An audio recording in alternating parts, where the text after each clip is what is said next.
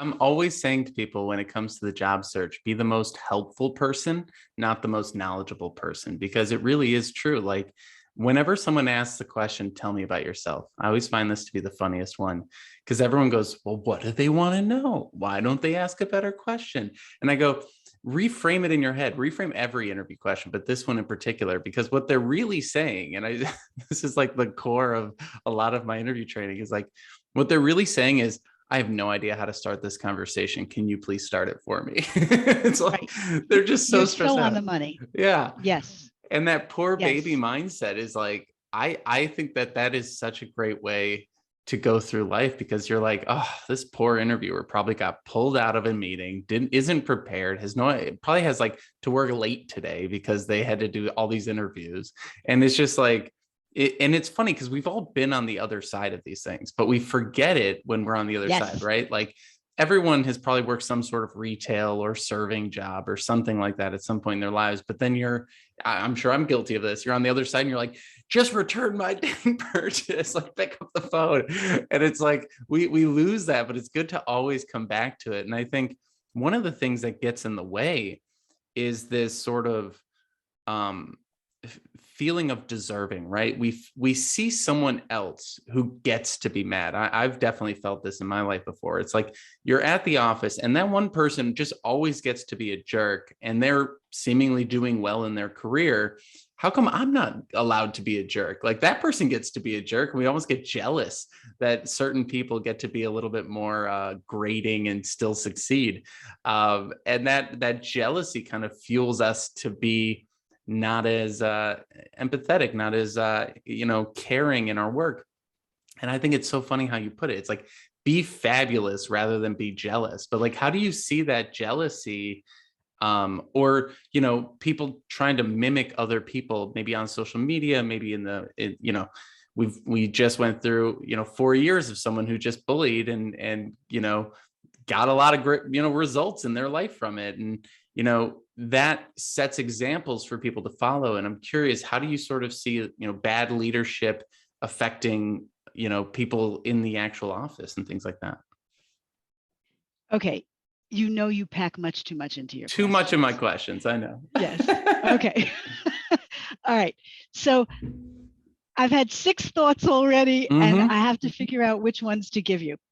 So I'm going to give you another reframe that's useful everywhere, just like poor baby.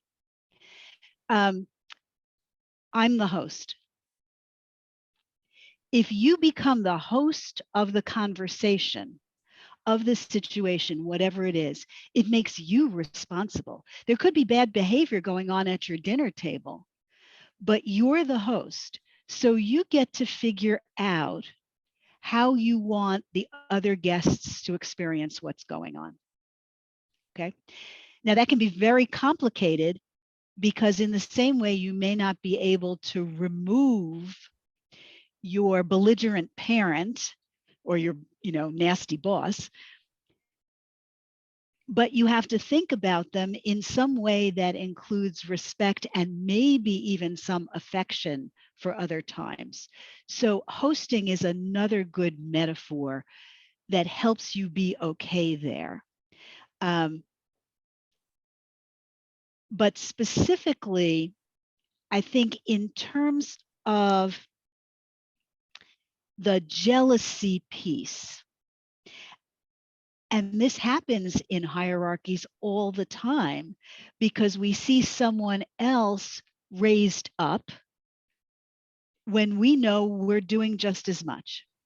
Okay, so there are a bunch of things in there. First of all, we don't necessarily know we're doing just as much. We believe we are. We know we're a good person. We know we're working hard. I hope that's really true.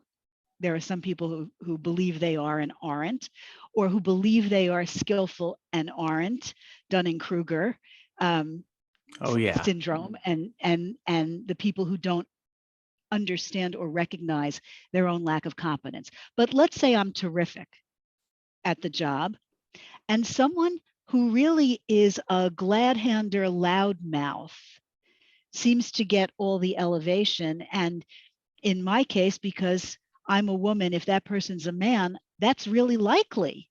I mean, statistically, that's hugely likely. And if they're tall, even more so.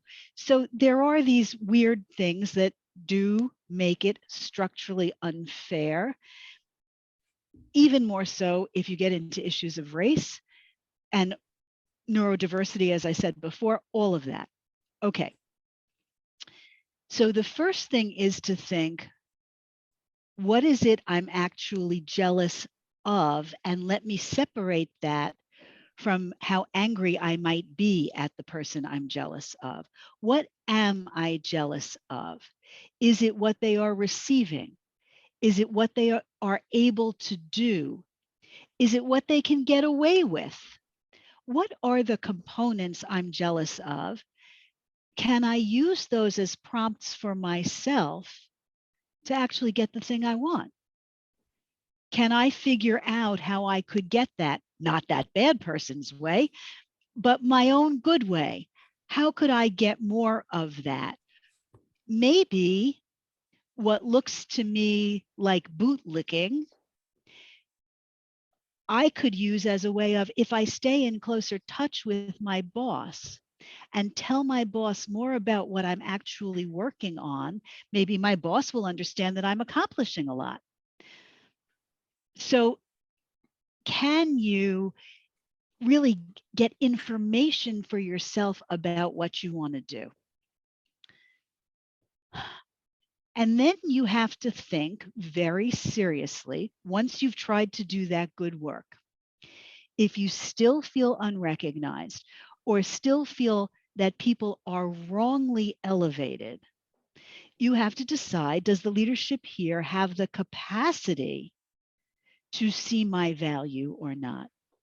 Because if they actually don't, you should go look elsewhere. Go look where you will be recognized for what you can do. Don't stay. I have to caveat that. You have to pay your bills. You have to feed your kids, your elderly relatives, your pets, whatever is important to you. Do not threaten your life security. But look for ways to find a better place. If you come to the thoughtful, not knee-jerk conclusion that they will never appreciate me fully here. And one of the situations where that can come up, happens less today than it used to perhaps, is when someone has grown up in a company, started there early in their career, and they may not get recognized the way someone who comes in from the outside at the same level does. So there are all kinds of challenges and reasons we might feel jealous of somebody else. But look at what's underneath that, and don't just demonize them and make them seem worse, because then you won't learn anything from it.